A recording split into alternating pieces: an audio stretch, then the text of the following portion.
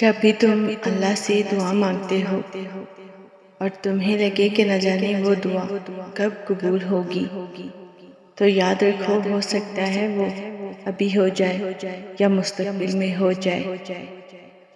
ہو سکتا ہے کہ دعا ان کے سفر پر نکل چکی ہو، مگر یاد رکھو جو دل میں ہے نہ تمہارے وہ ہو کر رہے گا۔ جو تمہاری چاہت ہے وہ تمہیں مل کر رہے گی۔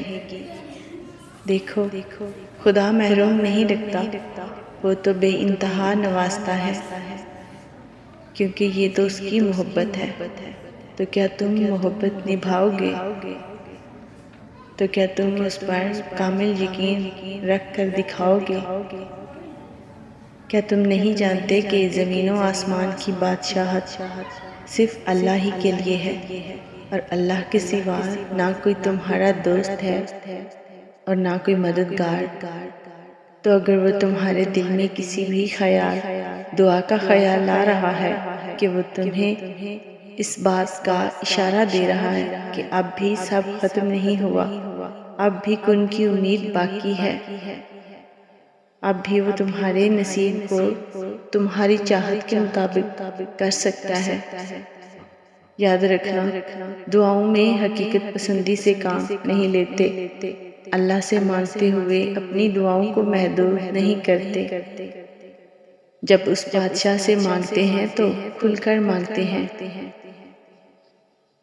پھر ممکن ناممکن نہیں دیکھتے، پھر یہ نہیں سوچتے کہ آپ کی دعاؤں اور آپ کے درمیان کتنے بلند پہاڑ رکاوٹ بن کر کھڑے ہیں، یا پھر کتنے میلوں کے فاصلے ہیں، یا پھر کتنی کھائیاں عبور کرنی ابھی باقی ہیں۔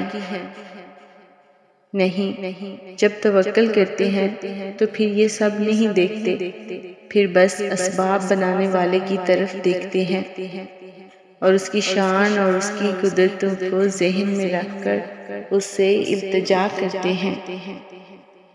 جب اللہ سے امیدیں رکھتے ہیں تو پھر ٹوٹنے کا خوف نہیں رکھتے، کیونکہ آپ کے اور آپ کی امیدوں کے درمیان سارا معاملہ بس ایک حکم کا ہے، کن ہو جا، پایا کن، تو وہ ہو جاتی ہے۔ بس اپنے رب سے یہی امید لگائے رکھنا اور دعا مانگنا کبھی نہ چھوڑنا، کیونکہ وہی تو ہے جو وہ بھی جانتا ہے جو ہم بیان نہیں کر پاتے، اور بے شک وہ ہر چیز پر قادر ہے۔